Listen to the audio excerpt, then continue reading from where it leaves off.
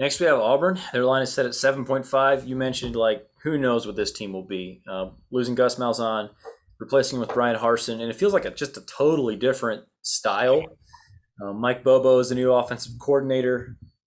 He hired Jarek Mason as his defensive coordinator. So kind of interesting hires, like names that we know.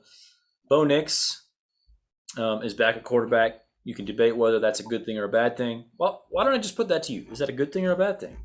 I mean, yes, it's both. The correct answer there is yes. It is an entertaining thing, if nothing else. Bo Nix is the guy who will not let a play die. There is no dead play. Um, he will extend everything.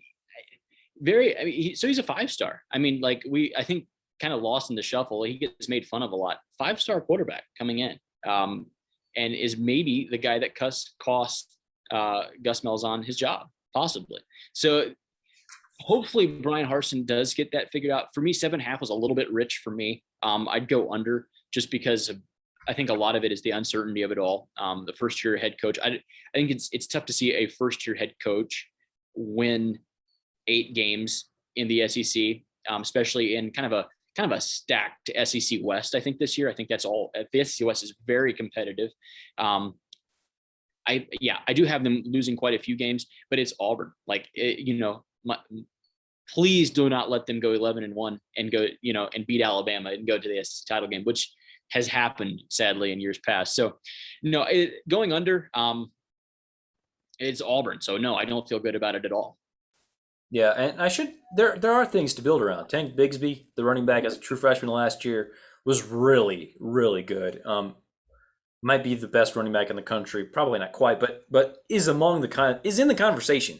This is a really good running back.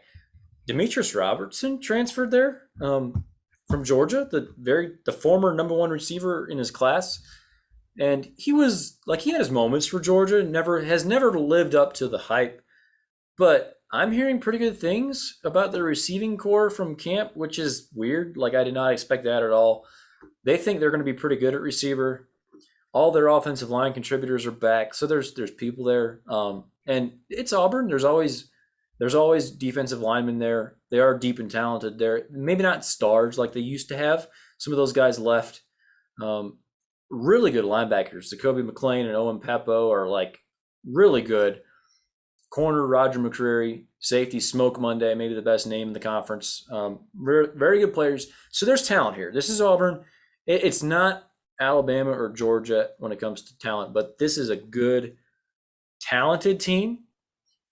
But they play Penn State in the non-con. You mentioned that they're in the SEC West. To me, this is an under for me. I don't know what Brian Harsin will be. The early returns on recruiting have been subpar by Auburn standards. Could take a little bit to get this program under what Harsin wants them to be. It does feel like it's kind of a completely different style and system than what they're used to. So just, I guess I'll put it to you. Do you think Harsin was a good hire? Do you feel like 3 years from now, when Harsin is walking the sideline, are we talking about a top 15 program, or are we talking about 7-5 Auburn? I'd say more likely 7-5 Auburn. I'm not as high on Brian Harsin as a lot of people are. There's a lot of people that really like the hire.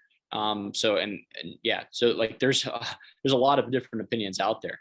I'm not sure. I think the reason Malzahn was gone is just, I think Auburn fans just got tired with the ups and the downs of it. And that maybe this would be a little bit more consistent. And so Auburn hasn't been a consistent top 15 team.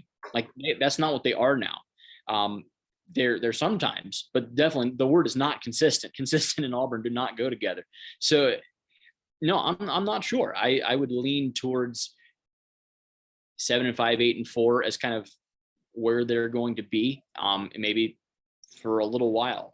I mentioned with Texas A&M and LSU in the last couple of years have surpassed Auburn. Auburn was second in the West. For a while. They were second in the West, and 2 schools have passed them to where they are now 4th in the West, possibly 5th. So I think there's definitely some reasons of concern. They have a ton of talent. You mentioned Tank Bixby. Other than Kevin Harris, maybe at South Carolina, he's probably the best running back in the SEC, maybe the whole Southeast as a whole. Like just tremendous talent there. I wish Georgia, we just missed on him, but that's in the past. The I'm there's so much still out there. I don't know. Do you have any better opinion on it than that? I really don't. Like, this is, do not go bet this line. Well, there are people that would say you should bet the under on this pretty hard, but man, I don't know. Like, I don't trust this team to be very good, but I also feel like there's enough talent there. You never know what could happen. It's in that sense, it's still classic Auburn. But I am pretty easily on the under just because it's a tough schedule. Penn State in the non-con. I feel like they'll probably lose that game. Mhm. And we've talked about Bo Nix. He was under 7 yards per attempt and just under 60% completion last year. Like, I, I'm a stats guy almost to a fault, and like he just hasn't put up very good numbers in his career. And you could say he's got the moxie. We've talked about that, but I like some production to go along with my moxie. So I'm just not sure about Bo Nix. To me, it feels like I would love to see. I would feel a lot better about the future of this program if the recruiting had been better so far under Brian Harsin. So I guess keep an eye on that in the following months. Obviously, early signing period is December, so I'll be very interested to see if they've been able to pick up some momentum on the trail before then. But yeah, I'm on the under. I believe you also said you're on the under as well.